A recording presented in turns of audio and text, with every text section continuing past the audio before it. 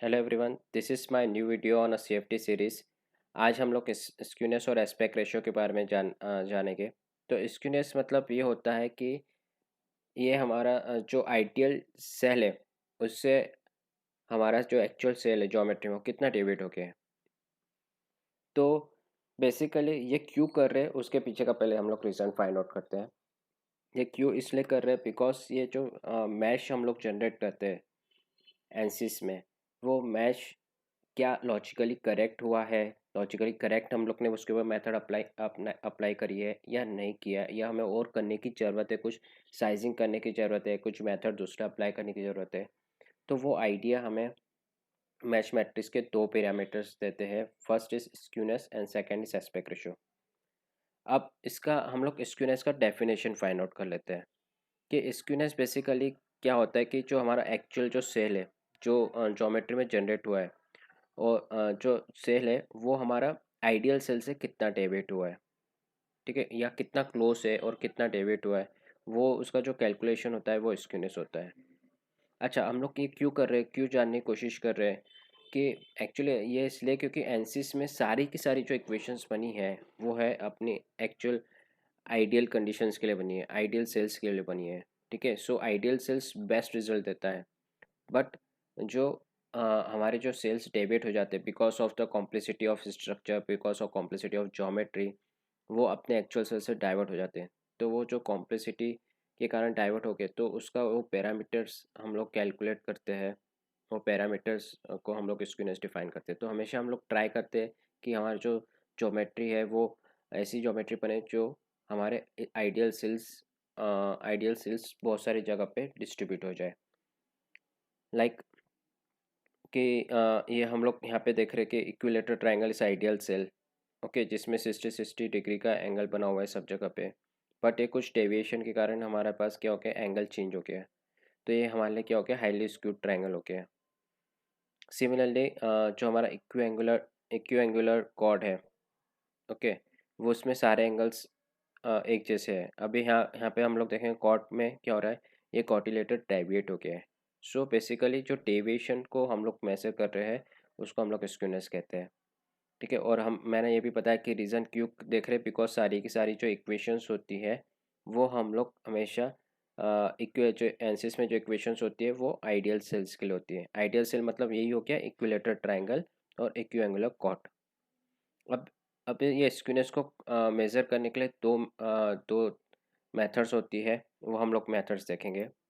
First method होती है कि इक्विलेटरल वॉल्यूम डेविएशन मेथड। इसमें हम लोग क्या करते हैं कि जो हमारा जो ऑप्टिमल सेल साइज है, ऑप्टिमल सेल साइज मतलब लाइक इक्विएंगुलर ट्रायंगल या इक्विएंगुलर ट्रायंगल या इक्विलेटरल ट्रायंगल, इक्विएंगुलर कॉर्ड्स या इक्विलेटरल ट्रायंगल।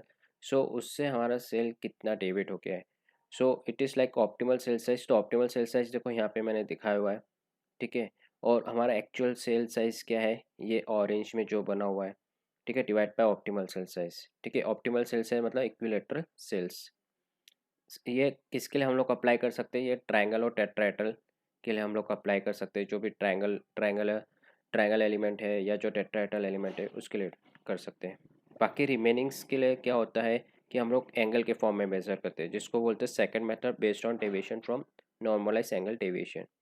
अब इसमें भी क्या होता है कि जो मैक्सिमम होता है, मैक्सिमम ऑफ किसका, थीटा मैक्स। थीटा मैक्स मतलब जितना एंगल डेविएट हुआ है, कितना एंगल कितना मैक्सिमम एंगल है उस एलिमेंट में, माइनस जो हमारा इक्विएंगुलर जो एंगल है, equiangular angle like for triangle it's 60 and for quadrilateral and hex it is 90।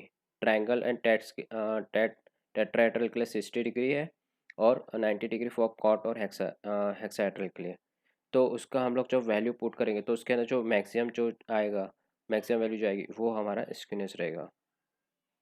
अब यह स्क्यूनेस कितना होना चाहिए, कितने जैसे कि एक हो या दो हो या तीन हो, ऐसे कि कैसे क्या क्या वैल्यू होना चाहिए जो हमारे लिए करेक्ट होती है। तो स्क्यूनेस हमेशा 0 से 1 में वैरी करता है।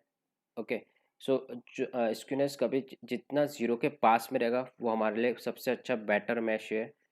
बट हमेशा 1 से कम होना चाहिए और इसका वैल्यू हमेशा 0.95 से कम होना चाहिए। जितना 0.95 से कम रहेगा उतना हमारे लिए अच्छा है, गुड मैश है, बेटर मैश है।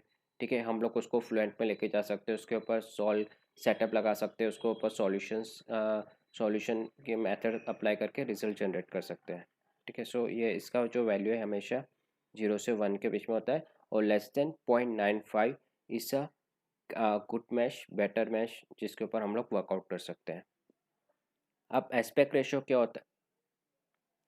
एस्पेक्ट रेशियो बेसिकली ये सर रेशियो जिसमें ये function of the ratio of longest side to the shortest side.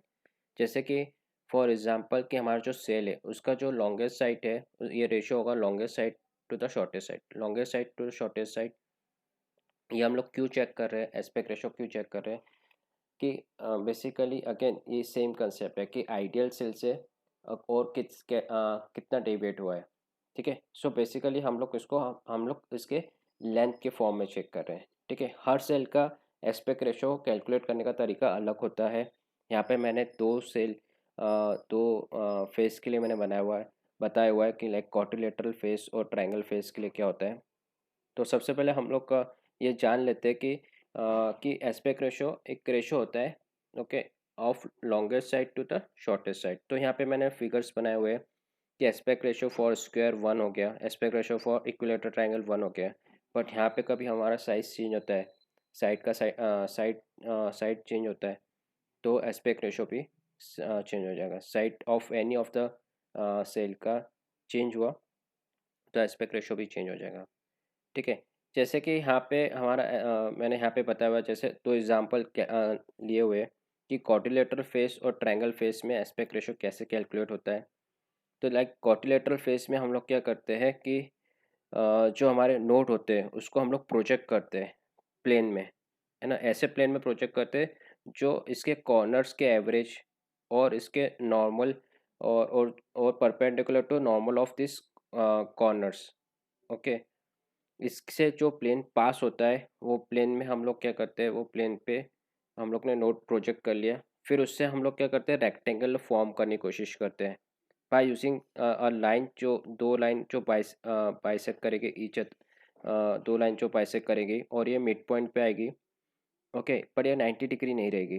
ठीक है, तो हम लोग क्या देखेंगे कि इससे जो रेक्टेंगल्स बन रहे हैं, पीछे जो रेक्टेंगल डॉटेड लाइन में जो रेक्टेंगल्स बन रहे हैं, तो उसमें टोटल रेक्टेंगल कितने बन रहे हैं। अब उस टोटल रेक्टेंगल में ऐसा रेक्टेंगल निकालेंगे जिसका longest side to the shortest side सबसे ज़्यादा स्ट्रेच हुआ है, मतलब जो ऐसा रेक्टेंगल देखेंगे जो सबसे ज़्यादा स्ट्रेच हुआ है और उसका रेशो कैलकुलेट करेंगे longest to shortest side. Similarly for triangle face के लिए भी हम लोग करते हैं। सो ट्रायंगल फेस के लिए क्या होता है कि हम लोग अगेन इसके मिड पॉइंट एक एज के जो नोड है, एक नोड का जो एलिमेंट का जो नोड है उसके नोड से दूसरे दूसरे एज के ऊपर हम लोग लाइन ड्रॉप करते हैं सच दैट वो मिड पॉइंट पे आए। And similarly for other side also हम लोग वो ड्रॉप करने के बाद हम लोग रेक्टेंगल बनाने की कोशिश करते हैं, और इस रेक्टेंगल में वो रेक्टेंगल हम लोग पिक करते हैं जो सबसे ज़्यादा स्ट्रेच हुआ है। अब उस स्ट्रेच रेक्टेंगल में सबसे ज़्यादा हम लोग चेक करते हैं कि उसके अंदर चेक करते हैं ratio for longest side to shortest side, और उस वो हम लोग उसके अंदर ये करने के बाद हम लोग देखते हैं कि हमारा एस्पेक्ट रेशो क्या आ रहा है।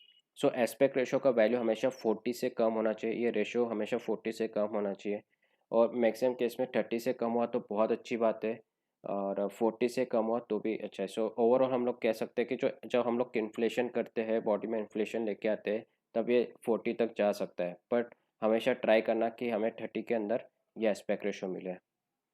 सो होप आपको ये मेरा लेक्चर बहुत अच्छा लगा होगा। इसमें हम लोग ने स्क्यूनेस और एस्पेक्ट रेशो के बारे में इंफॉर्मेशन दिया है। आगे मैं ऐसे बहुत सारे वीडियोस बनाने वाला हूँ जिसमें आप वाई क्यों कर रहे हैं, हर चीज़ के उसके पीछे का reason you can find out. जो भी एनसीस में हम लोग क्यों कर रहे हैं, कैसे कर रहे हैं, क्या करना चाहिए नेक्स्ट, सो उसका इन्फॉर्मेशन आपको यहाँ पे मिल सकता है। जो नए विजिटर है वो मेरे वीडियो अच्छा लगा तो लाइक और सब्सक्राइब करें चैनल को, और keep sharing my video, keep liking my video, and keep subscribe to my channel. Thank you. जय हिंद।